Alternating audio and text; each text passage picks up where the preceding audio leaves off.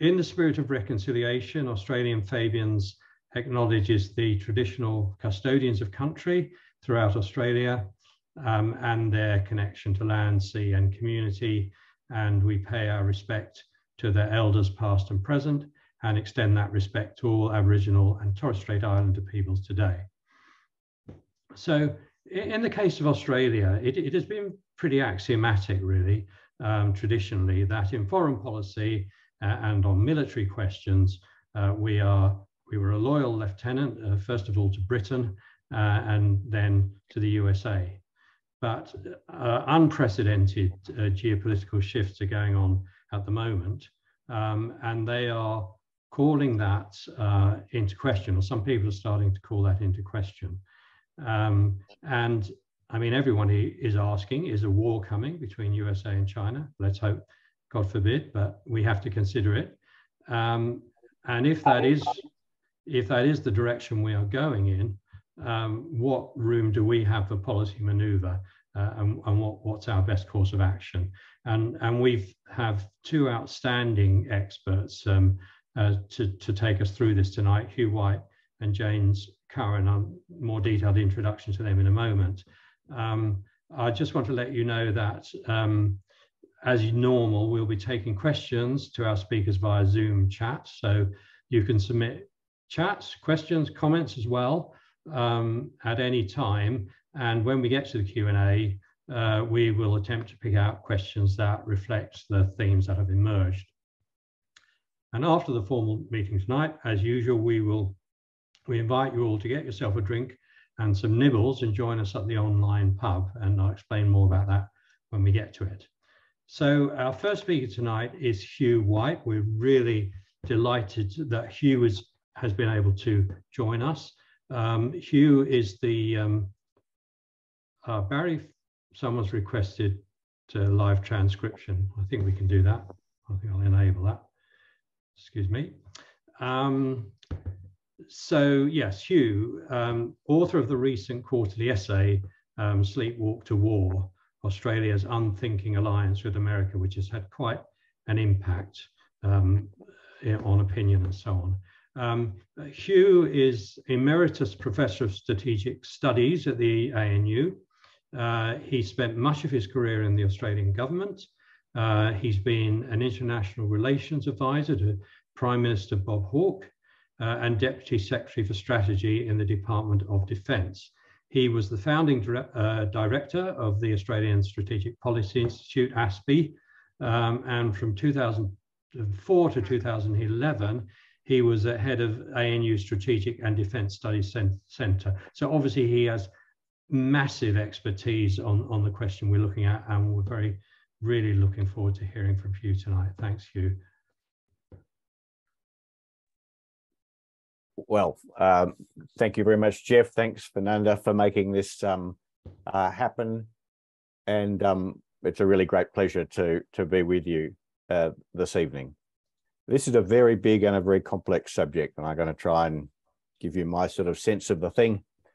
By starting, first of all, to talk about the possibility of the war between America and China over Taiwan, how that comes about and what factors will determine whether it happens or not, and then talking about what it means for Australia and how Australia might need to respond.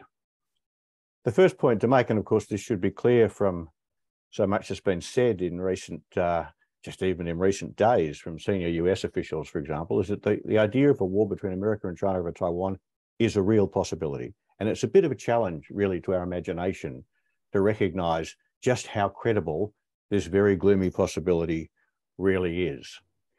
But it's worth bearing in mind that if America and China go to war over Taiwan, it won't really be about Taiwan any more than, if you like, the First World War was really about the status of ethnic Serbs in the Austro-Hungarian Empire. The World War I broke out over much more complex issues about the relationship between Europe's great powers. And if war breaks out between America and China over Taiwan, it will be primarily about which of those two powers, two strongest powers in the world today, end up being the primary power, the dominant power in East Asia and the Western Pacific. And the basic structure of their dispute on that is very simple. America wants to remain, as it's been for 100 years, the primary power in this part of the world, and China wants to take its place. And Taiwan could well be the flashpoint on which this issue is fought over, because it's been really since 1949, since the communists took power, since America lost China, as the Americans say, it's been the symbol for both sides of their respective positions. For China, their capacity to, as they would say, take Taiwan back is a symbol of their growing power and their reassertion of what they see as their proper place in East Asia and the Western Pacific. For America, the capacity to prevent China taking Taiwan back is a symbol of their continuing position as the primary power in the region. And so which of them prevails, given that their objectives are really quite diametrically opposed? Which of them prevails will, in the eyes of both of them, and I might say in the eyes of everybody else looking on, will determine which of them ends up on top, or which of them ends up as the primary power in East Asia. And so it's worth bearing in mind, this is the world's two strongest states in bitter rivalry over which of them will be the primary power in the world's richest and most dynamic, could easily say most significant region. The stakes could hardly be higher. And both care deeply about the outcome. This is the sort of issue over which great powers do go to war with one another. And it's worth bearing in mind, great powers don't go to war with one another very often, because great powers are very dangerous adversaries. And great powers go to war with smaller powers all the time, because smaller powers aren't very dangerous adversaries. But with great powers don't go to war with great powers very often. In fact, one of the reasons why the present moment is so significant is that we've had no wars between great powers since 1945. Cold War, of course, never turned into a real war. And so this is a very potentially dangerous situation, in which both sides want to convince the other that it will go to war to assert its position about Taiwan specifically, and about their respective places in Asia more generally. And both sides hope that by convincing the other they're willing to go to war, they'll compel the other to back off, and therefore give them a cheap victory. It's worth making the point, neither side wants a war. Both want to achieve their objectives without a war, but they want to do that by persuading the other side that they are prepared to go to war in order to make the other back off. And that makes it a very dangerous game. It's very like the game that we saw played out in a more complex way between a bigger group of great powers in July and the first days of August 1914, which is not reassuring. So what are the chances that this comes to war? Well, the initiative lies with China. It's China that will initiate war if war comes. And the less likely they believe it to be that America will actually fight, the more for Taiwan, the more likely the Chinese are to use armed force. Because the best outcome for them is the one in which they launch an attack, the Americans back off and decide they won't fight. The Chinese, therefore, win their point without having to go to the enormous risk and danger of a war with America. They demonstrate their strength and America's weakness. So in a sense, the big question we've got to ask ourselves when we think about how likely a war over Taiwan is, well, two questions really. The first is, will America actually fight for Taiwan? And do the Chinese believe that the Americans will fight for Taiwan? Well, let me talk about the first one first. It's a pretty complex question because America sends very mixed messages about this. On the one hand, America's official policy is what they call strategic ambiguity. That is that America just doesn't say whether it would go to war with China to defend Taiwan.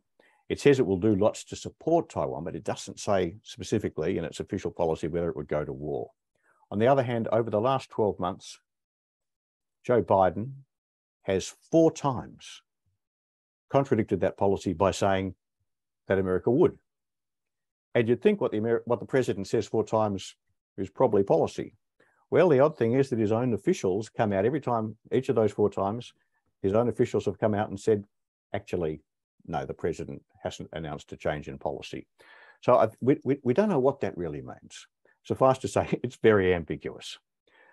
But having said that, I think it's true that if you go into the sort of collection of, shall we say, 100 or 200 people, even 1,000 people at the heart of America's defense and foreign policy and strategic policy making establishment, there'll be an overwhelming consensus that despite the formal ambiguity of US policy, what the president says is right. That is, that America would fight. And if China launches an attack on Taiwan, and the president's advisors gather in the Situation Room in the White House, as they would, I think it's very likely that a lot of them would be saying, we must fight, because if we don't, we'll lose our position as the leading power in East Asia, and we're not prepared to do that. So that's half of the argument. But the other half of the argument is the military reality. And the military reality in Asia today is that America can't win that war. It's not that they can lose it. It's not that the Chinese win it, but that if we go back, say, to the 90s or even the first decade of this century, America's supremacy in air and maritime forces, which has always been America's great strength, was so complete and absolute that it was really could be taken for granted that America would achieve a swift and decisive victory over China in a war over Taiwan. And today that is simply not the case, because the Chinese have invested massively, very quickly, very effectively in its air and maritime forces, and it can now at least fight the United States to a standstill in a war over Taiwan, at least the conventional war. And that's got to be a very big factor for America to consider. Very big deal to start a war that you're not sure you can win. You're not sure you can win swiftly and easily. But the other factor that has to come into the calculation is that if they do start a war with China that they can't win, if, as I would expect, and as I think most people in the US system expect, after a few weeks, what would emerge will be a very costly stalemate in which both sides have lost a great deal. Ships sunk, aircraft shot down, bases attacked, many people killed. Then both sides will be faced with a challenge. Well, how do we break this deadlock, which has already cost us so much and which hasn't got us anywhere? And of course, these are both nuclear powers, and both, I think, would be almost inevitably pressed to start thinking very seriously about using nuclear weapons.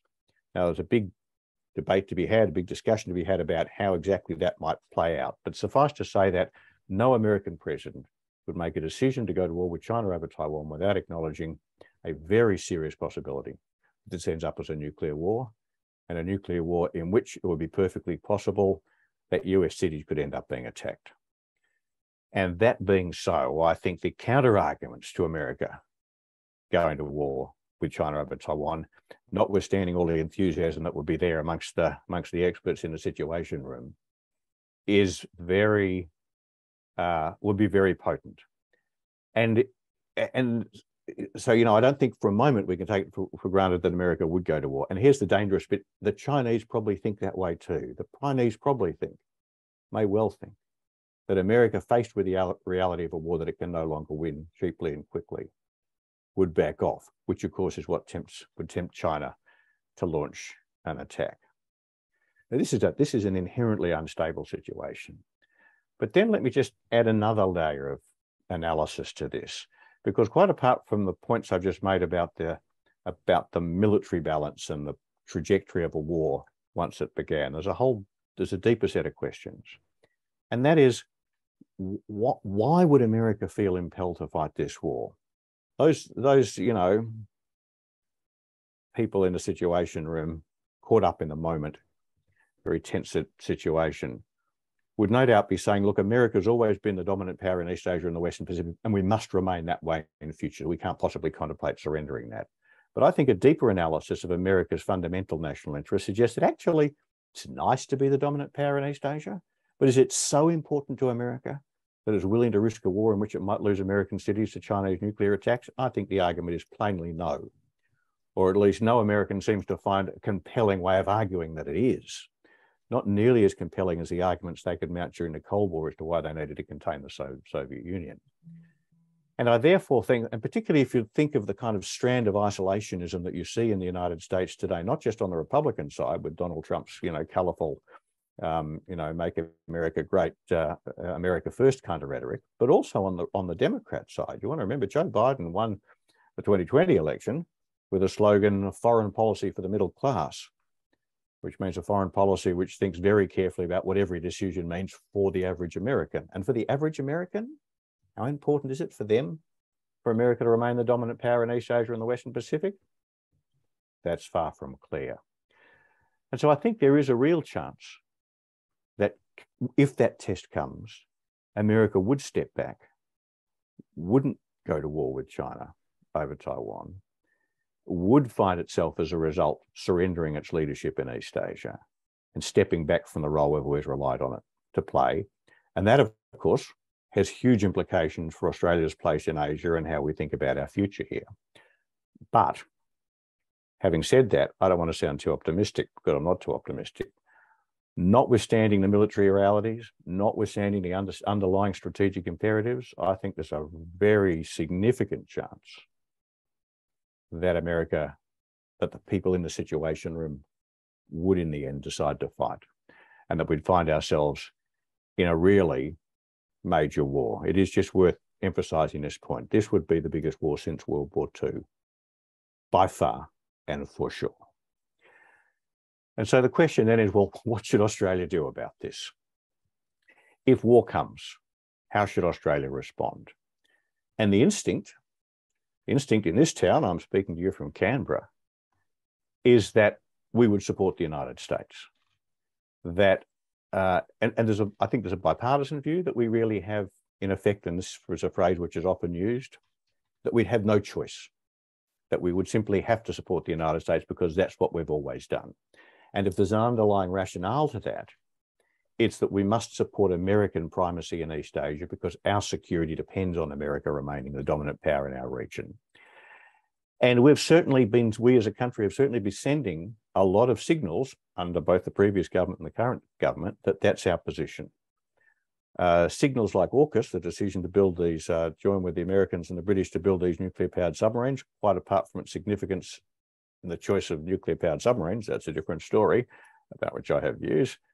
But that itself was a big signal that we intend to back the United States. So the decision apparent decision publicised by Four Corners a couple of weeks ago for us to host rotational deployments, operational deployments of B-52s to Darwin, that's another signal.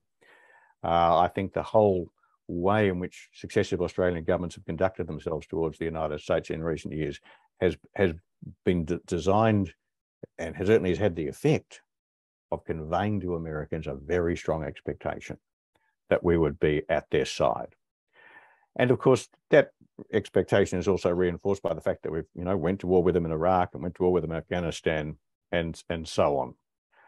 And some polling suggests that Australians support that. The U.S Studies Centre last week, the week before, that's in Sydney, released a poll that suggested 50% of Australians said we should go to war with China over Taiwan.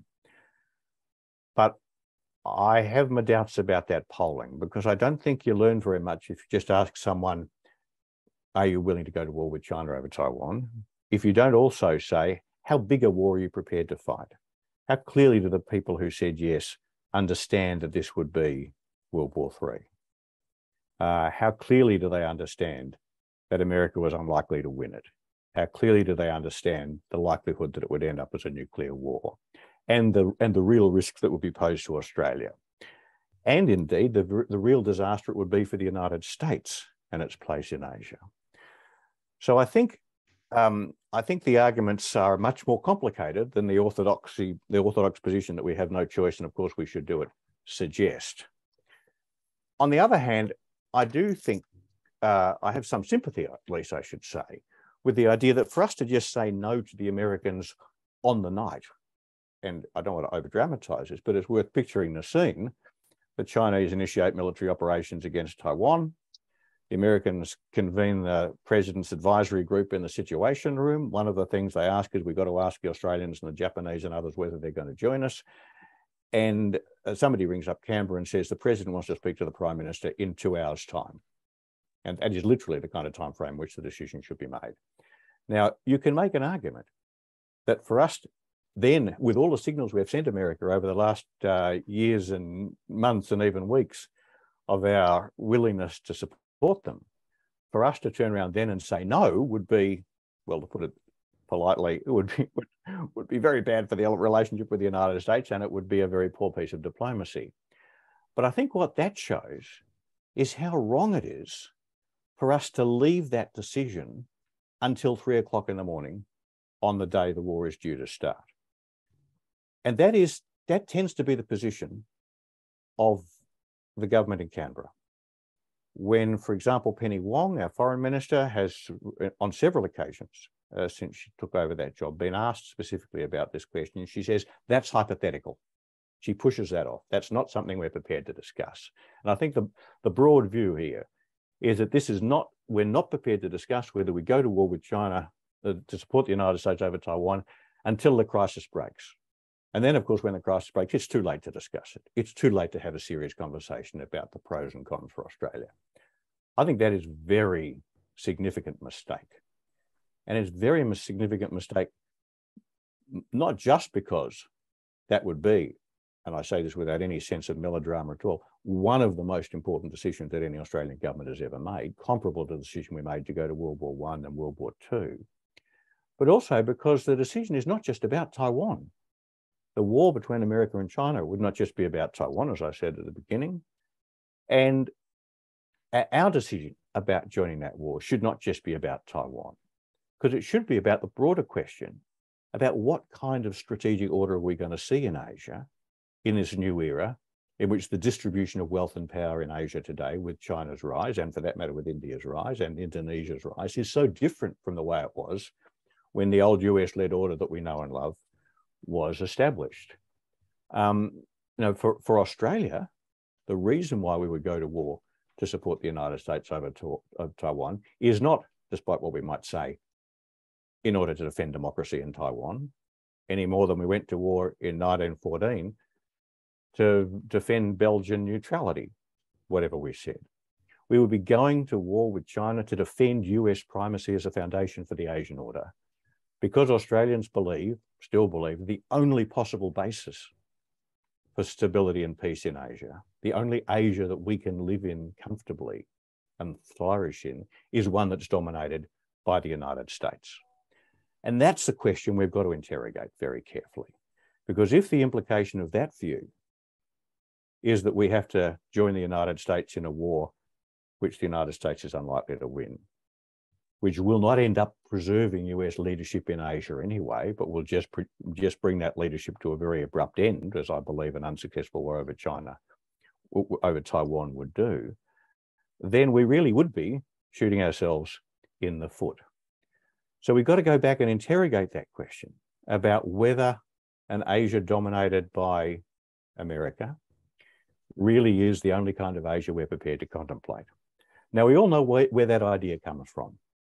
We all know that Australia has got very used to the idea of living in an Asia dominated by an Anglo-Saxon power, because since 1788, that's been the case, first Britain, then America.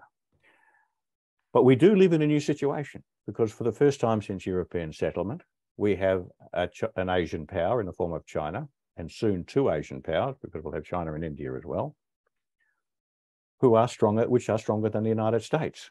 And although we've all got used to talking about China's rise so much over recent years, I still think we don't really internalize what a remarkable and fundamental change in the way the world works this is.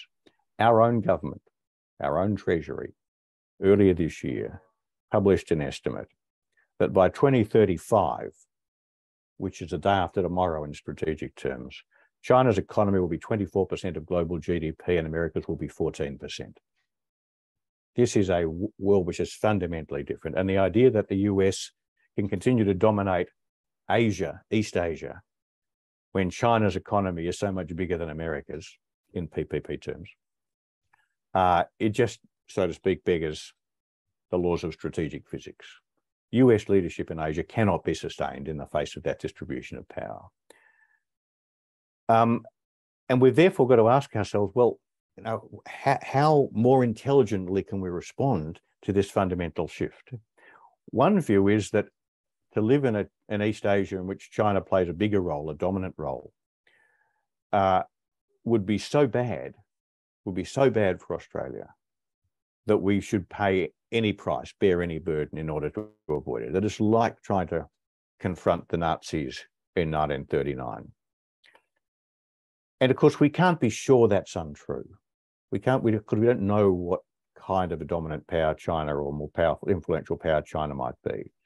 But I don't think we should be so pessimistic. I don't think we should abandon the idea that we, and when I say we, I don't just mean Australia, I mean we and our neighbours in this region, can build a new order in Asia which acknowledges and accommodates China's growing power, but doesn't sacrifice what's most important to us. I don't think we should abandon the idea that we can live, that we in Australia can make a future for ourselves in an Asia which is no longer dominated and made safe for us by Anglo-Saxon power. That, at least anyway, is the great question that Australia faces strategically at this point in the 21st century. And so I would say that what we need to do when we ask ourselves, what do we do if America and China go to war over Taiwan, is to say, well, as far ahead as we can before that happens. In other words, right now, we need to start looking at this more fundamental question, the question which is really at stake, to work with others, particularly our neighbours in Southeast Asia, who don't take the same view on this as we do, to accept the reality of China's power because it's not going away. It's going to be there whether we like it or not, and find a way to live with it effectively.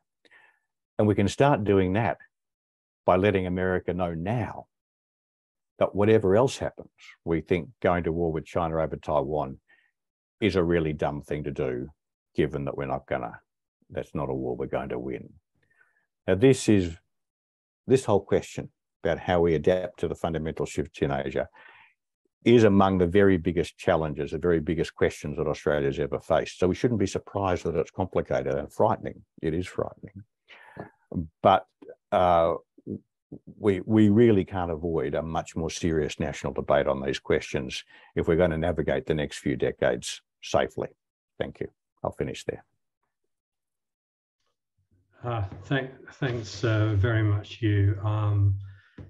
It's really good to hear that sort of clear thinking that just doesn't go along with a sort of unthinking consensus, but really asks the difficult questions and looks at realities.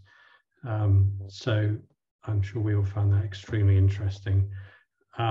So I'd now like to ask our second speaker to speak. James Curran, and also keep the chats and questions coming. I see there's quite a lot there, so that's very good. Keep those coming, and we'll get to those in a little while. So, as well as Hugh, we're fortunate to have another extremely eminent China scholar with us, James Curran. James is Professor of Modern History at the University of Sydney, and a former analyst with the Office of National Assessments.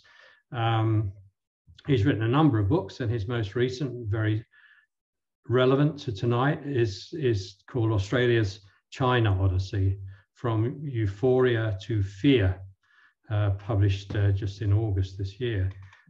He also writes for the Australian Financial Review. So welcome, James. We're looking forward to hearing from you.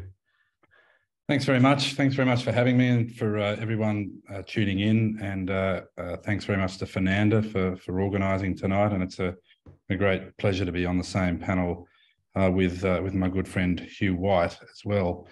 Look, I thought I might say a few words about the kind of debate that we've been having in this country about China, which I think has really intensified since 2016 and particularly 2017. And it's long been my argument that the intensification of the problems in the China relationship have been directly related as well to the intensification of the US relationship, and the two things have really fed each other. The more that Australian policymakers and some prominent commentators have been concerned about US abandonment, either of Taiwan or its other allies and partners in Southeast Asia, the more that they've been rocked by events in America like the coming of Donald Trump, and the more they've been concerned about Xi Jinping's new assertiveness. These two factors, I think, have fed off each other, and in a way they have worked in tandem, I think, to really sort of strangle, in a way, some of the more rational discussion and policy options. I mean, it ties back to exactly what Hugh was just saying then about why Australia is leaving it potentially too late to make these kinds of fundamental decisions and to do the thinking that's required, the serious policy thinking, in order to avert that kind of situation. Now, there were, I must say, a number of themes, and I really started to drill down into this aspect of Australia's China debate in 2016. There were a number of themes that were emerging in the public and political debate which convinced me that I think we needed a bit more historical context in a discussion that seemed to be on Australia's relations with China first. I'll come back to the United States at the end. But in the discussion of Australia's relations with China since 2016-17, that debate has, if it hasn't obliterated the past, it's fired off a series of older epithets. It's applied a lot of old slogans to the new circumstances. It's been, in effect, very lazy. Now, the first theme, I think, was how absolute some of the strategic judgments that were being made, particularly by the hawkish element in the debate. I find this a particular paradox in an age that's often heralded, and rightly so, of extraordinary uncertainty.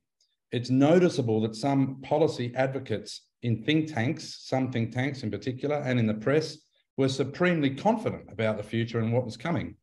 Now, among these absolute judgments, I think, were that China constitutes an existential threat to Australian security and prosperity, that Beijing is hell-bent on world domination, that Australia's social democratic institutions are as ninepins before this tide of Chinese influence, that war is imminent, and that America has our back as it did in World War II. The second theme that struck me was the ease with which a slew of older images were plucked from history. Silent invasions were already taking place. Red flags of domination were being waved. Enemies were spied within the gate and fifth columns were on the march. There was relish too, if not self-congratulation, in many parts of Australian officialdom and in the commentariat, particularly under the Morrison government, that Australia had globalised its China problem, gaining undreamt of accolades in Washington for doing so. So in the space of a few years, we now have, I think, unambiguously a new Cold War, with a lot of the zero-sum terminology and mindset that comes with it, but with no real discussion, again, I echo Hugh here, of the tragic consequences that await this part of the world where the battle lines of any hot war are forming. We've had the renewed application of the same metaphors by Western governments towards every international crisis since the Second World War, namely the lesson of Munich, the shame of appeasement, the doctrine of containment, the very doctrine which, while it's so pervasive in a lot of commentary, dare not a lot of the time speak its name. And we need look no further, I think, for proof of the deterioration in Australian public life and policy debate than the formation of the bipartisan Wolverines. Now, they've since been disbanded, but they built the China threat into the imminent destruction of everything that Australia holds sacred. And you might recall the Wolverines distinguished themselves in the parliament by putting wolf claw stickers outside their parliamentary suites. I think the third theme, and for me the most disturbing, were the tests of patriotism being applied to some participants in this debate. Now, this had one of its most ugliest manifestations in the federal parliament when, during a committee inquiry, some prominent Chinese Australians were subjected to a crude loyalty test. Many more Chinese Australians have suffered and continue to suffer racial abuse. Now, this introduction of the patriotic card, perhaps above all others, has done the most to corrupt the political culture, creating a climate that has been picking at the country's multicultural fabric, but also narrowing the policy options available to governments. It makes, and in many ways it still makes, although I think we have seen a change in tone. We can discuss that in the Q&A. We've seen a change in tone under the Albanese government on this question of the China threat. But in large parts of the debate, the China threat has become a test of one's love of country. Now, I don't think, and I'm sort of echoing again Hugh White here, I don't think there's any cause for argument about the increasingly troubling dimensions of the strategic environment in East Asia. That's an understatement. Nor is there any reason to doubt the legitimate discomfort here about that disturbance to the regional equilibrium. This is a country which, Australia, over the life of its modern history, has sought solace in the embrace of great protectors as an Asian power rises and asserts itself. There's no question either that Xi Jinping is the most assertive of Chinese presidents in foreign policy terms that Canberra and indeed the world has had to deal with in living memory. There is a new world order, and it is one unlike policymakers and politicians have encountered before.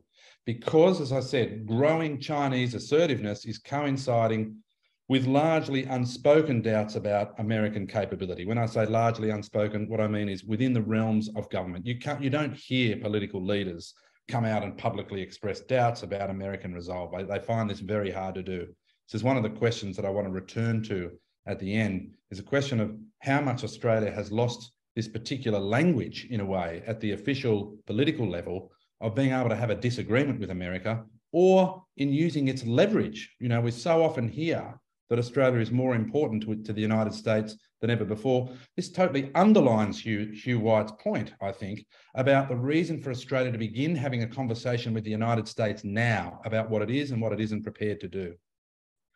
Right? Now, as I said, taken together, there is every reason to accept the judgment that we are living through this time of enormous geopolitical flux. It is akin to, but still very different from, I think, the 1930s, the post-war period of decolonisation, the twin shocks that Australia faced in the late 1960s and early 1970s. That is the retreat of Pax Britannica, as the British took themselves out of Southeast Asia and joined the European community, and the fact that America was so badly chastened after its defeat in Vietnam. But this is a different era. It's one unlike we've seen before.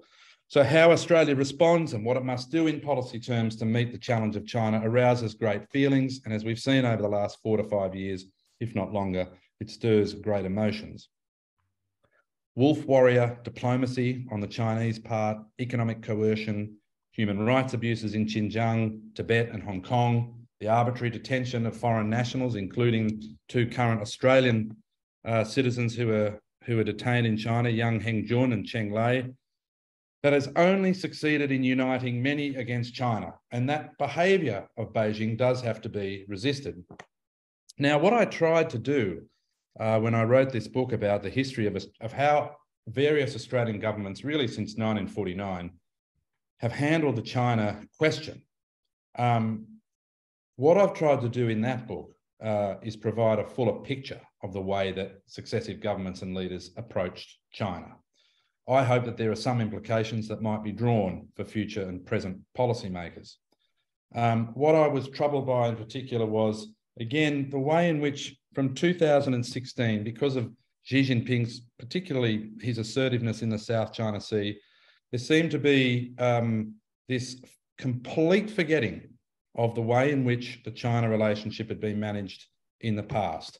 And a new myth was constructed, which said that previous prime ministers and their advisors were duchessed by China, bribed even, sort of, bedazzled by the size of the Chinese markets in exchange for Australia's natural resources. And as a result, so this myth goes, Australia was naive and it's been left defenceless.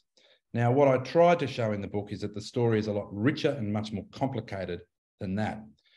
One of the points that emerged from it is that both Australia and China, after Gough Whitlam recognised the People's Republic of China in 1972, both countries in a way decided to move on from the previous history, right? In the late 1970s, for example, some Chinese officials told Australian diplomats, they said, look, there's no problems. As far as we're concerned, there's no problems left over from history. In other words, they were saying, we will not hold the White Australia policy against you, nor will we bring up Vietnam every time we meet.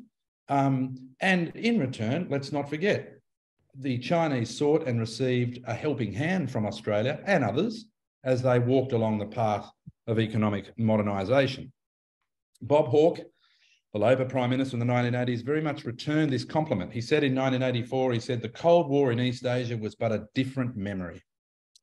After the first major jolt in the relationship, the 1989 Tiananmen Square massacre, the then Foreign Minister Gareth Evans recorded his deep abhorrence about what had happened in that event, but said that despite this, and he said to the Hawke cabinet, he said, and I quote him, Australia may have to deal with the new Chinese leadership for some time.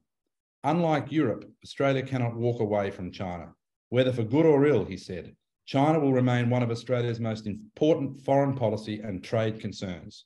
And these realities need to be addressed, he concluded, regardless of who governs China. Now, from the early 1990s, China did become for Australia very much about business. You recall that, in 1996, John Howard had a lot of problems in that relationship, in the Taiwan Straits crisis, a visit by the Dalai Lama. There were a number of other problems. It was an annus horribilis in the relationship. And John Howard said to Jiang Zemin at an APEC conference later that year, look, we can't bridge the civilizational divide. We're too different in culture, in history, in language, in our customs, but let's do business, right? So that is a clear decision that was made to make this a more transactional relationship.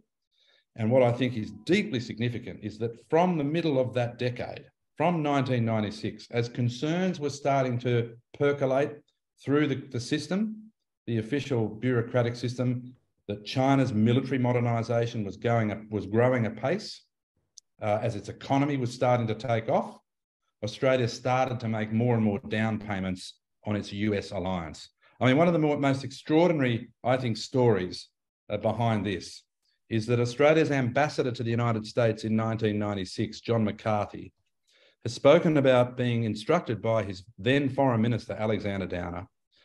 When the Howard government came to office, Downer said to McCarthy, I need you to go to the chairman of the Joint Chiefs of Staff in the Pentagon, and I need you to offer the United States training facilities in Australia, which, of course, being the ambassador, on instruction from the foreign minister, of course, McCarthy did that.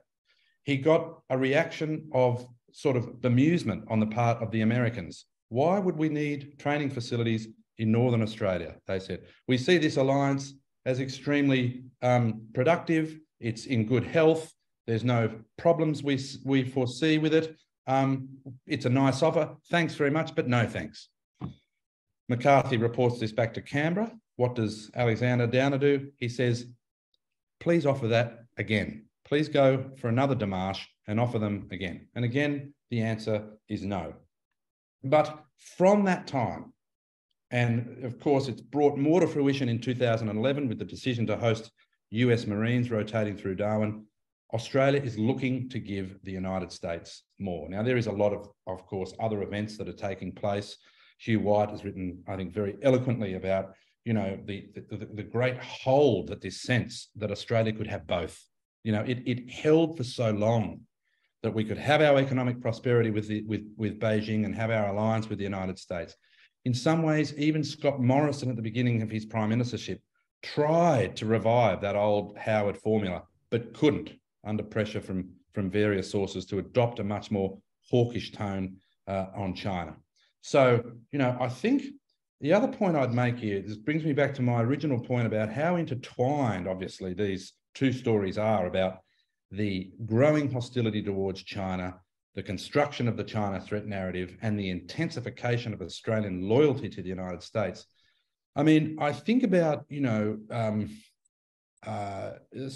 number of statements that have been made by senior Americans since the late 1990s, which have both been in private and in public, which have pointedly reminded Australian leaders, foreign ministers, prime ministers, officials, bureaucrats, commentators, American comments which have sought to remind Australians where Washington thinks Australia's loyalties lie.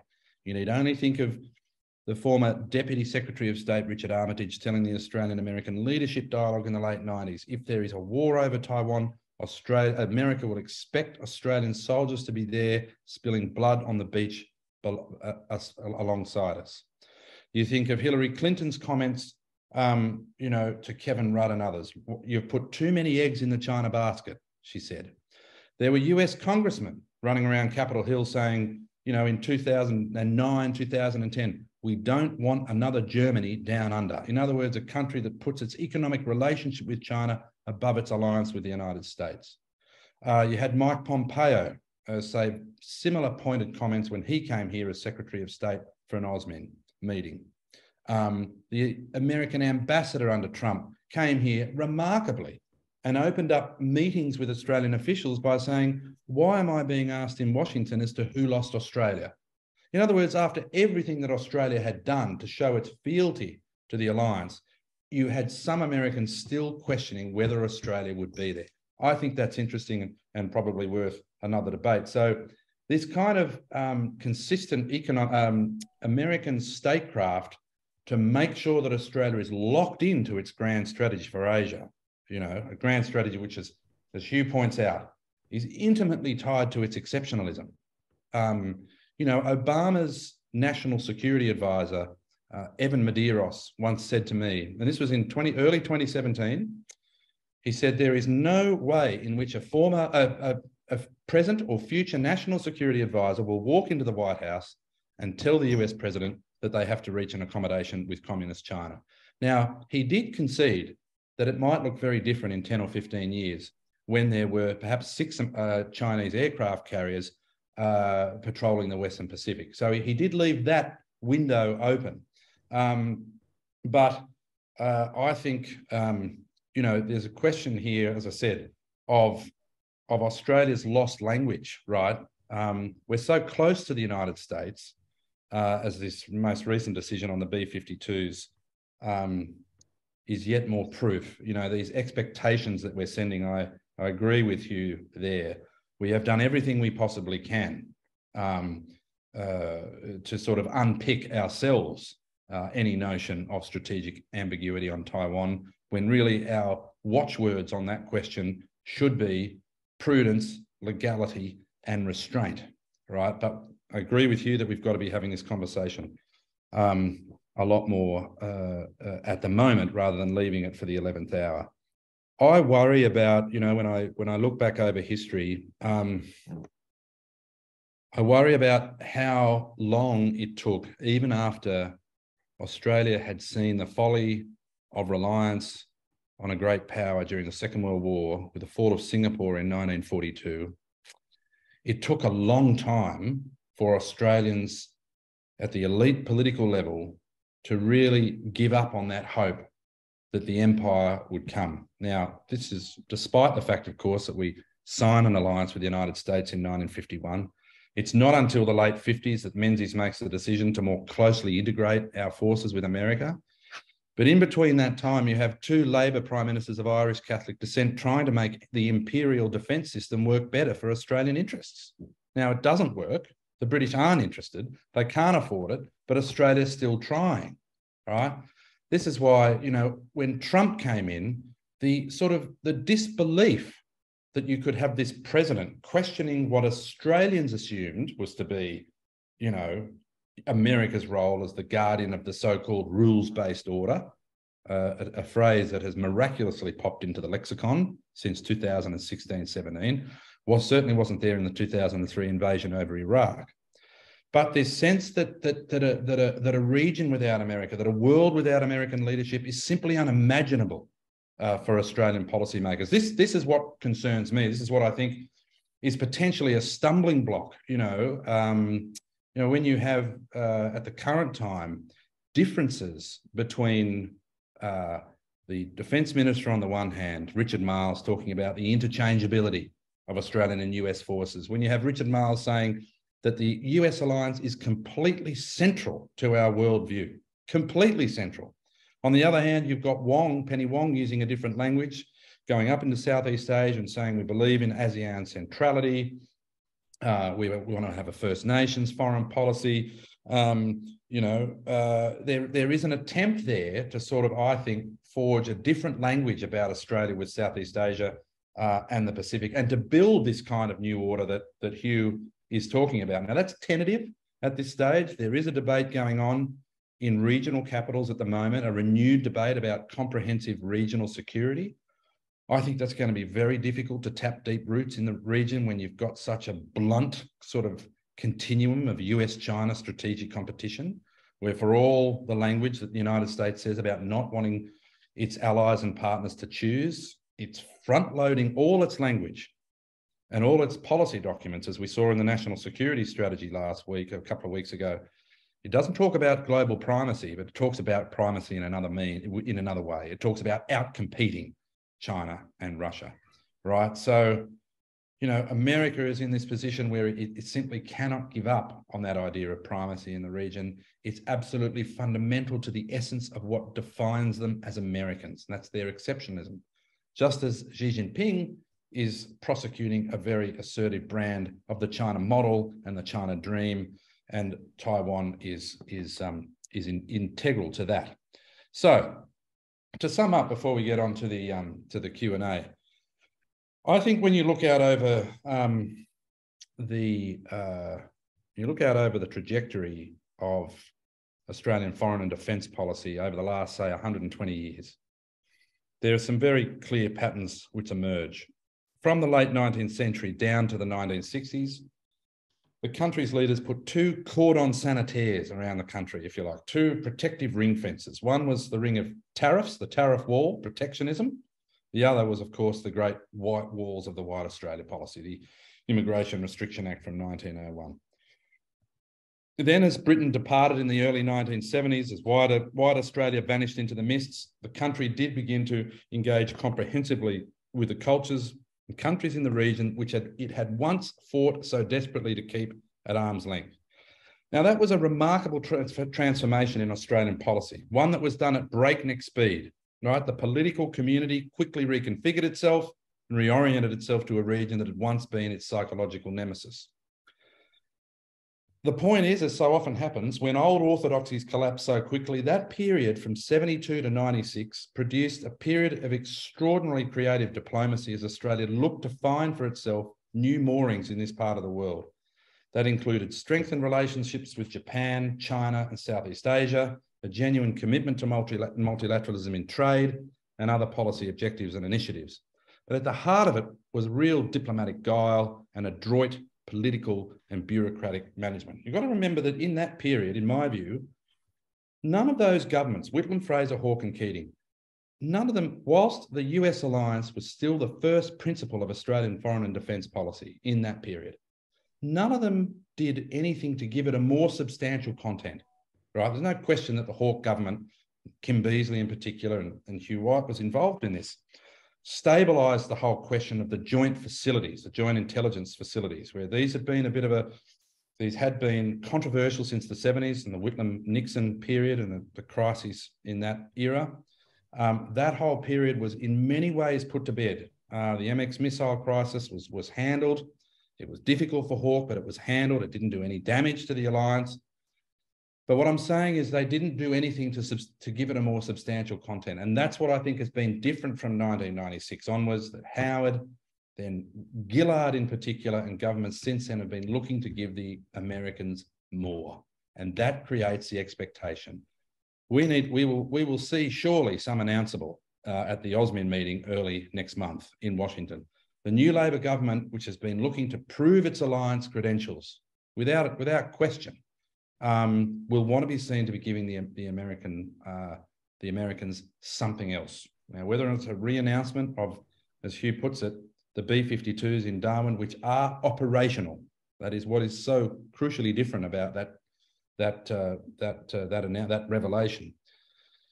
What else will the Labor government give the United States? So, I think what's happened over a longer period of time is that reconfiguration that happened in Australian policy in the 70s, 80s and 90s, the skills that were honed in terms of how Australia sort of adjusted to this region. Yes, albeit in very different circumstances when they didn't have this great power rivalry sort of bearing down on them. Even so, those skills went somewhat missing, I think, since 2017. Yes, it's self-evident that China has changed, but Australia in some important ways hasn't changed. And I think we do need to have the courage to look into the mirror and see what it reveals, this China debate here, especially since 2016, see what it reveals about some of the history of this country that hasn't gone away. And I think the making of good policy demands that. So I'll leave my comments there and we'll get underway with the Q&A. Thank you very much, James. It's really valuable to have all that context and all that sort of insight into Australian attitudes to China and the way that we've conducted ourselves vis-a-vis China and the US, which I think really gives a lot of context to the discussion that we're having tonight. There's been a massive amount of questions and comments, and I'm in the difficult position of having to give some people the floor and probably not others. But I'm actually going to start off with giving Fernanda the floor. Fernanda, who actually put this event together and would have been moderating if she didn't have hay fever, who's asked a question about kind of the obvious question: what if we do follow your advice, Hugh? What's going to happen? But I'll let Fernanda ask the question in her own words. Thank you, Jeff. So my question was, what would be the US reaction if Australia makes clear to them that we would not get involved in an eventual war with Taiwan? You want me to go? Yes, yeah. yes. Look, really good question, Fernanda. And again, thank you very much for bringing this this gathering together virtually. It's a great pleasure to be here. And I should say how much I enjoyed listening to James. I do think his historical perspective on these things is just a terrifically important contribution to the debate. Look, Fernanda, I think the answer to that depends on when we do it. Mm. If what happens is the United States finds itself right on the cusp of starting a war with China, and we, having given all these signals that we're going to be supporting them, right at the last minute say, no, we're not, then I think there would be understandable bewilderment, anger, rage, you name it, in Washington.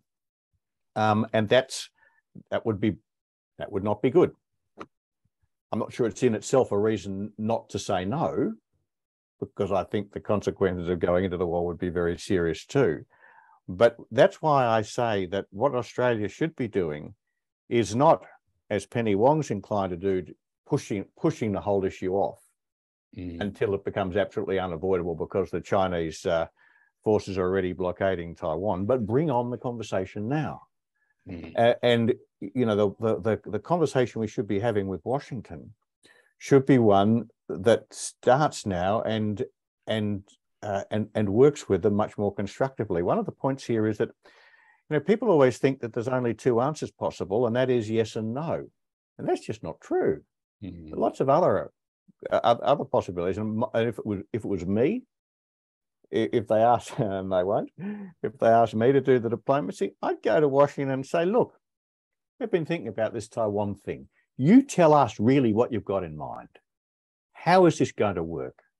You explain to us now in advance, before we face the actual pressures of a breaking crisis, how you think you're going to win a war over Taiwan, and how you think you're going to rebuild a relationship with China after that war, and how you see your future role in Asia, because we don't see it.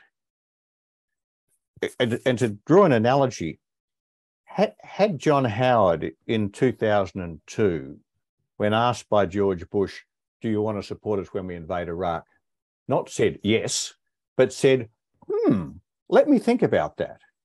How's this going to work? What's going to happen after you get to Baghdad? How are you going to handle Iran, etc.? How are you going to handle Syria? And these were all questions that everybody knew needed to be asked. They were questions that were being asked all over the world. But had he started asking the Americans those questions, well, maybe people in Washington would have asked them themselves. And we would have had a more sophisticated policy debate in Washington, and perhaps less inclination to have that tragic mistake. And I think, you know, one of the problems we have is that the US debate, the policy debate in Washington, is very weak. No one is asking a question about how they're going to win the Cold War with China, which they've so boldly declared. No one, and this sounds a melodramatic thing to say, but I am absolutely sure it's true. There is no coherent answer to the questions how the United States will win a war with Taiwan, even as the president talks about fighting it. So yet again, and not for the first time, we are seeing Washington, and we are following Washington, making some very big strategic mistakes. So, long answer to a very good question. I think the answer is don't say no on the night. Start asking questions, start pressing the United States, and start impressing on the United States the fact that Australia's interests are best served. In fact, Australia absolutely requires the United States to find a way to get on with China. And that is going to have to involve some compromises. It's going to involve stepping back from that exceptionalism that James mentioned and redefining the kind of a country America is, because America has to redefine the kind of country it is, because it's encountering in China a country of the kind it's never seen before. That is a country with an economy bigger than America's. That's the first time since America crawled out of the Western Hemisphere in the late 19th century, sprang out of the Western Hemisphere in the late 19th century, that it's encountered in a country bigger than they are, more powerful than they are. And that is something that Americans have still not come to terms with. Thanks, Hugh. Yeah, James. Sorry, that was a long answer, but no, it's good. Fantastic answer. I'm sure you've got something to add, James. Yeah, look, I mean, geez, I hesitate to use the word hypothetical here, but there was, of course, an incident back in 2004, as we know, when Alexander Downer, speaking in August 2004 in Beijing, seemed to indicate that the ANZUS Treaty did not necessarily cover Australian participation in any kind of Sino-American conflict over Taiwan, for which he was put very much quickly back in his box by Prime Minister John Howard, and then the Labor opposition leader at the time also went to the American ambassador about a year later and gave a very firm commitment and said to the ambassador, "Look, you mustn't worry about that incident, the Downer comments." Of course, the Downer comments were routinely seen as a gaffe, which, of course, in Washington is more or less usually seen a gaffe is when someone is speaking the truth.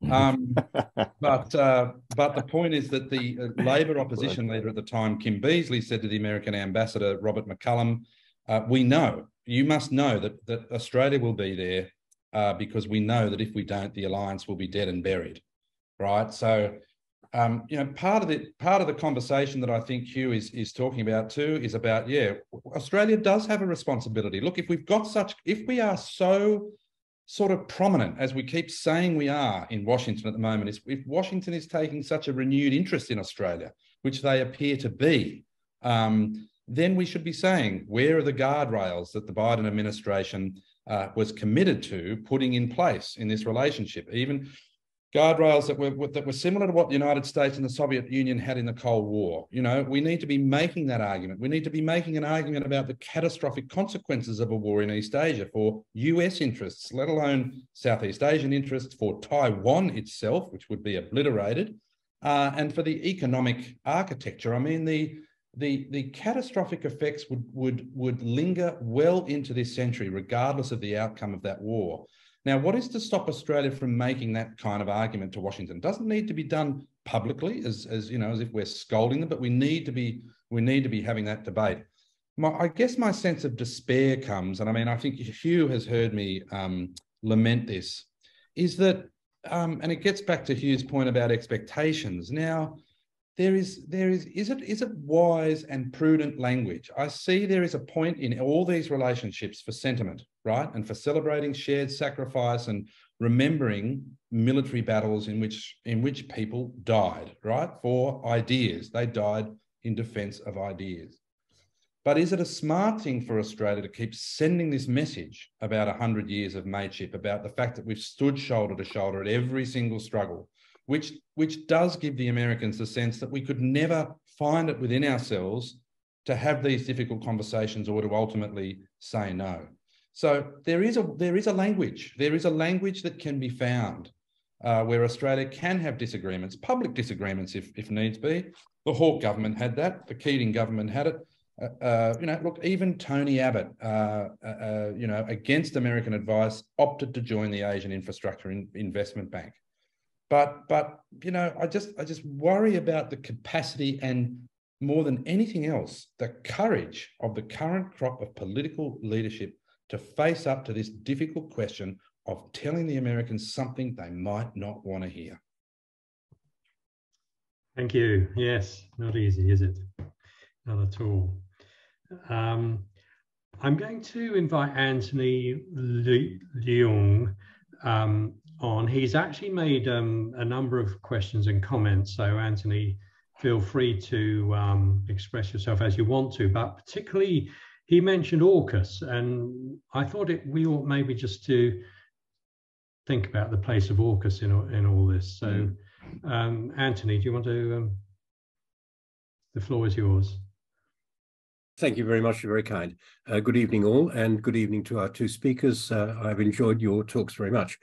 As a Chinese Australian born here and also a close friend of one of the unfortunates who withstood Eric Abetz's onslaught in the Senate committee, and she actually rang me and she was almost in tears about this. I viewed AUKUS with a great degree of horror. Somebody has asked me why I am so offended by the Australia and US alliance. I'm not. I think that Australia should try and be friends with a whole raft of people and countries, the same as those countries within the Pacific. Now, my one question to both of you, however, more importantly, is if you both had one piece of advice, or maybe two, to give to Foreign Minister Wong and Prime Minister Albanese, what would that advice be? Thank you. Shall I start? Yeah. All right. Yeah. Great question. I'm not sure I could limit myself to two if I had the chance. But look, it's very simple. It's very simple. I would say to them, stop assuming that that America can preserve its leadership position in Asia indefinitely in the face of the fundamental shift in the distribution of wealth and power. Because at the moment, Australia's solution to its China problem, and we do have a China problem, is to presuppose that America can solve that problem for us, can fix that problem for us by preserving its primacy and keeping the old order running. And I think that is a really fundamental mistake on Australia's part. What we have to do instead is embrace, or at least accept, the reality that we're living in a fundamentally different Asia in which power and wealth is distributed fundamentally differently from at any time since before European settlement, and to recognise that we're going to have to work differently with that Asia. So my piece of sub-advice would be to suggest that the Prime Minister stop saying, as he apparently said to Greg Sheridan this time last week, we made our choice for America in 1941 and we're not going to change our mind. Well, you know, things are different from 1941. The world is different.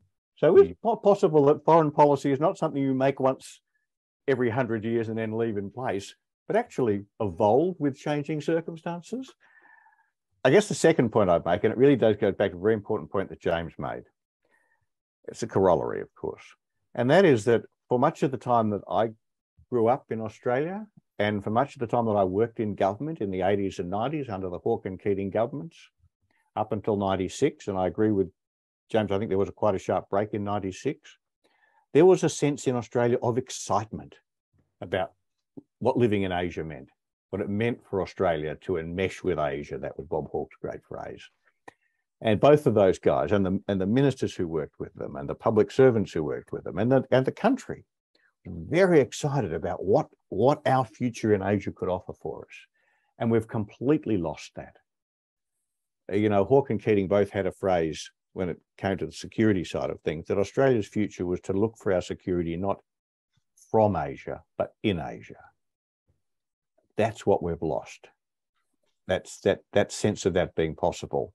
Now it's tougher than we imagined, but I think we need to get back to that sense of excitement and potential in Asia because it hasn't gone away.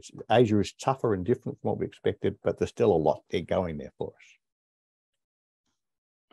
Thanks. Yeah, very good question. Yeah, look, if I had two bits of advice, I suppose if I was sitting, I agree absolutely with Hugh. I kind of nearly fell out of my bed when I was reading that article on Saturday morning and saw that comment about having made our choice in 1942. If I had the opportunity to sit down with the Prime Minister and senior ministers, I would say probably two things. One of them is closely related to what Hugh just said, but the first one I'd say to them is, do not assume that there may not be a change in US policy on China. Now, right, we seem to be convinced that there is this. And look. I mean, if you're really, you know, there is a kind of a conventional wisdom that the one thing that brings both Democrats and Republicans together in Washington today is this kind of hostility towards China, this consensus on the China threat. That seems to sort of be the only piece of kind of araldite down the corridors of the American House of Representatives and the Senate. But even the recent midterm elections have shown some of the differences. The author of the Hillbilly Elegy, J.D. Vance, who wrote that memoir about the grievances of white working class Americans, he has on the one hand, for example, praised Biden's CHIPS Act, which is looking to really double down on, putting the technological squeeze on China and telling China that the United States, in its view, that China will not be able to compete equally with it. Well, on the one hand, he's praised that as the right kind of policy. On the other hand, he's actually said, I'm not sure I'm up for supporting greater US defence expenditure for Taiwan. I think it would be better if the United States actually got to the point where we didn't have to rely on either China or Taiwan.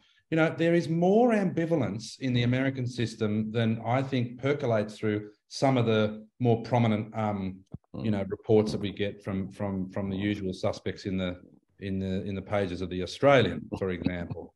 And, in the past, Australia has found itself like a bit like a shag on a rock when it's assumed that it's in lockstep with the United States on China. And then suddenly there's some kind of metamorphosis or there's a change in US direction and Australia is left stranded. So it's very difficult to see, I must confess, a kind of a grand new sort of sunlit upland of US China accommodation and engagement. I think that old era of engagement is clearly gone, but there might well be some kind of modus vivendi. That's something that Australia should be helping to create. But it certainly wouldn't want to get to the point where it locks itself into such an assumption about what the US will do on China. And then if the United States changes, Australia is still way far out in front. And this did happen in the late 60s and early 70s when Australia totally misread the signs about changing US-China policy under Richard Nixon. So I just say that, just beware of the fact that US policy can change. Secondly, to echo Hugh, absolutely right that I think the government needs to put its fiscal shoulder behind re-energising this vast national project, right, of better understanding the region and its countries and cultures, linguistically, culturally, historically, strategically. It has been so episodic in terms of things like language funding. It was the great splurge in the 1980s and the early 1990s. That evaporated after Howard came to power. There was a bit more under Rudd, but it's never been consistent, and it's never been, I think, sold convincingly by governments since Hawke and Keating about just how intimately connected this region is. We've tended now, I think, especially in the last 10 to 15 years, we're sort of wishing that old strategic imagination back. We're wanting it still to work, and I think that's a big mistake. Thank you. Thanks very much. I'm going to invite Mark Warburton next. He's asked a question focusing in a bit more depth on the economic sort of relationship between US and China, so less on the military side of it, more focusing in on some of the economic questions. So Mark, are you there? Would you like to unmute? Yes, I have. Thank you very much. And thanks to James and Hugh. I very much enjoyed your discussion. Look, recently I've engaged with this book by Chris Miller entitled Chip War, which I suspect you've seen. And he makes quite a lot of the dominance of particularly Taiwan in advanced semiconductor manufacturing. He essentially, he's describing a situation which seems like it wasn't conscious American policy, but one way or another, America has ended up with both America and the world economy have ended up with a major dependence upon advanced semiconductor manufacturing companies, particularly in Taiwan. So I was interested in your views on how that might affect the strategic situation. I mean, he's of the view, if this factory and there are some others in Korea were destroyed, that it would cause a significant downturn in the world economy because of our dependence upon them. So I was interested in hearing your views on that. So I have other questions, but I think I'll just throw that one out there for the moment. Look, it's a really good and very interesting, question. I think you can approach it in two ways. One is, so to speak, with a strategic lens, and the other is with an economic lens. One of the arguments that's sometimes made by those who say that America has no choice but to defend Taiwan is that the loss of the Taiwanese fabs and TSMC, I guess in particular, would be so catastrophic, both because it would disrupt America's access and the global economy's access to their products, and because that capacity would then migrate to China and increase China's capacity, that issue itself is so important to America that it would drive to America to go to war with China to prevent China taking over Taiwan. I don't actually buy that argument. And it's not because that would not be a significant issue. It's that the issues on the other side of the scale are so massive. And this gets back to a point that I was making before in my earlier remarks. I think people are finding it very hard to really keep in their mind the scale and risk of a war between America and China over Taiwan, or for that matter, over anything else. During the Cold War, and there's kind of a generational thing here, I'm going to allow myself to say, during the Cold War, everybody knew all the time that the one issue which eclipsed every other in U.S. China, in U.S. Soviet relations, was the risk of nuclear war and the importance of avoiding it. And nothing else really weighed in the scale on that. And although the raw numbers are lower, numbers of nuclear weapons in China's hands are lower, and for that matter, the number of nuclear weapons in America's hands, the fact is that they're still easily big enough to be unprecedentedly and almost unimaginably devastating on both sides. So when the president sits in the Situation Room at 3 o'clock in the morning, when the Chinese have started to mount their blockade, which is what they do, I think, by the way, not an invasion, but a blockade, and is confronted with the choice as to whether to use American armed force to respond. And he seems to be wavering, and somebody around the table says, yeah, but then we've also got to think about TSMC. You know, we've got to think about the enormous consequences of losing the chips. He says, yeah, sure, that's a big deal, but I don't want to lose Los Angeles. And losing TSMC would be one thing, losing Los Angeles, and it's not a metaphor, would be much, much, much, much bigger. The second point to make is that, well, 2 points really. The first is, I think there's an air of desperation about the CHIP Act, because the fact is that that will not stop China developing its own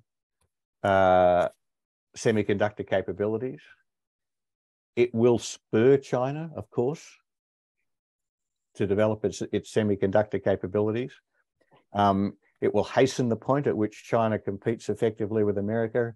I mean, it might delay China for a few years because it can't develop its AI and so on as quickly as it would because it loses access to some of those chips. It will screw up some supply chains for China's manufacturers of phones and so on. But you know, that's a 5-year effect. And the 5-year effects don't really matter a damn here. The 15-year effect is that it will make China move faster and deeper to build its own capability. And that will be to America's long-term disadvantage. I think it's a very foolish mistake. And the corollary about that in relation to Taiwan is that if you really care about preserving access to TSMC, then you won't go to war with China over Taiwan. You will try and build that accommodation with China so you can preserve access to that capability. Thank you. James, you? I'm happy to go to the next question if you like. I don't have anything more really to add to Hugh's points there. Yeah, thanks. So we're near the end of the Q&A. This may be the last question, depending on how it goes. I'm going to give the floor to Megan Pode, our valiant Zoom host for tonight. She's Megan. You've put a number of questions and comments into the chat, so I'll just give you the opportunity to put whatever question or comment you would like. Okay, thanks, Jeff. I think the main one I remember putting in was regarding how much we're making ourselves a target. I watched the Four Corners last Monday, and there was a brief mention of Pine Gap. And I guess my concern around that is, I mean, I hope no country ever wants to drop a nuclear weapon, but in the context of a war, if a country wanted to demonstrate that they were tough enough to drop a nuclear weapon, wouldn't Pine Gap be the perfect target, simply because of its importance to America and its location away from the rest of the world and major cities and things like that? So I don't know. Yeah, that was. Yeah, no, it's a very interesting question. So a couple of points from my point of view in response. The first is that we must absolutely not assume that we could support the United States in a war with China over Taiwan without being attacked directly ourselves. Absolutely, we must not assume that. And I think there is a kind of an assumption about that. The second point is we do have to recognise rather gloomily that Australia is a very long way from China, and therefore China would have to use a very long-range delivery system. This is going to get a bit, sort of military-ish, but China would have to use a very long-range delivery system to attack Australia. And the longer the range delivery system, the more expensive it is, and the less sense it makes to deliver anything other than a nuclear weapon with it. And so the possibility that if China chose to attack Australia, they'd use a nuclear weapon, at least once the issue had got up to the nuclear threshold, I think is actually quite high. Now, whether or not Pine Gap will be an attractive target is a very interesting question, and you can actually cut it both ways. There is an argument to do with some of the capabilities that are supported from Pine Gap, that it will be in China's interest to leave America's access to those capabilities undisturbed, because they contribute to nuclear stability. And even once the nuclear war starts, you want to be able to preserve some stability. So, for example, Pine Gap, this is not highly classified. Pine Gap, one of the things Pine Gap does now is to support the ballistic missile early warning system that used to be based at Naranga back in the old days. There is, the nuclear strategists have all the fun of the affair debating this issue, but I think my own view is that the arguments for an adversary wanting to preserve that is quite high, particularly because China doesn't rely very much on silo-based missiles. And so I think that would be a reason for the Chinese to hold back. On the other hand, you're absolutely right. It is, if you wanted a nice symbolic target, as long as you don't live in Alice Springs, if you wanted a nice symbolic target, as you said, for exactly the reasons you spelled out, scarily enough, I can see the argument. But I'd also make another point, and that is that although, as I said at the beginning, I think the premise of your question, we must not assume that we don't get hit in this, is very important. It's also worth bearing in mind that the idea that if we don't get hit directly, then somehow we get off scot-free is madness. We went to war in Afghanistan and we went to war in Iraq, both of them really stupid wars and should have been known to be stupid before they began, but they didn't, except for those who died and the families and so on, they didn't affect us directly. Life in Australia went on. Life in Australia is not going to go on this war. I mean, trade in Asia stops. Absolutely. I mean, including fuel. No iron ore is leaving this country for months or years. I think people just do not understand what a massively disruptive, unimaginably disruptive event this would be. This would make the pandemic look like a Sunday fete. And so even if we get lucky and Pine Gap doesn't get hit, Australia is absolutely transformed by this. Now, you might say, okay, well, we should pay that price the way we did in World War II. Well, except for these two things. First of all, I don't think we win. We've got to be very careful about how much our attitude to the decision we made in 1939 to go to war in World War II is influenced by the fact that we won it. Because if we lost it, we have a different view. And the second point is this is a war I don't think we need to fight. Whereas you could make the argument in 1939 because of the Nazi regime that was a war that had to be fought. Yeah, I think Hugh's covered the Pine Gap angle there. The B-52s, I think, are obviously very interesting as well. Yeah. Now, you know, has there been a proper parliamentary debate? I haven't seen one on this whole question. There wasn't even a debate on the 2011 announcement of the Marine rotation. But the fact that these B-52s are operational, I think, changes the dynamic completely. I mean, we are now looking at basically... I agree with that. You know, Darwin, I mean, it is a US military base. Now, in an interview that I did with Mike Green, the former Asia policy official, about a month or 6 weeks ago, you know, he talked as well about how the United States needed Australia more than ever because he said, we need purchase on the Indian Ocean, right? Now, Darwin gives them that to some extent, but there is the question now of what else might be provided along the Western Australian coast in terms of home porting facilities for American naval vessels. So there are a lot of decisions that are being made, and the political class are not bringing the Australian public with them in terms of the kinds of threats that brings to Australia, as Hugh has said, what it means for Australian sovereignty. I know that word is sort of you know, is mentioned so often, but you know, again, we get back to one of the points that was made very early on in this debate, and that is about policy manoeuvrability. I mean, again, what kind of flexibility does this give Australia in a future contingency? So I find it deeply ironic that the B-52s, which in the beginning of the 1970s, when they dropped that payload on Hanoi and Haiphong, led to a crisis in the Australian-American relationship, which had never been seen before, and which almost led to the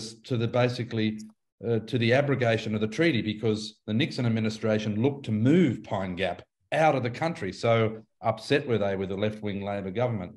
Now we see the B-52s almost as if, you know, they are the kind of sealant of this supposed US-Australia strategic confluence. I mean, the irony I just find breathtaking. So I don't think we've had a proper debate about what all this means in terms of where Australia would sit in the target lines if there was a future military contingency. Thanks very much, James. Thanks to both of you. We'll wind that up now. I think it could have gone on a lot longer. There's lots of unanswered questions and comments, but we've seen them in the chat and so on. I just want to, in closing, so to speak, just remind people, if whoever's on this call, if you're not already a member of Australian Fabians, please do join. I hope you will have seen tonight the sort of fascinating debates and so on that we do manage to put on. And so if you're not a member, please join and support us, and so we can continue with this work.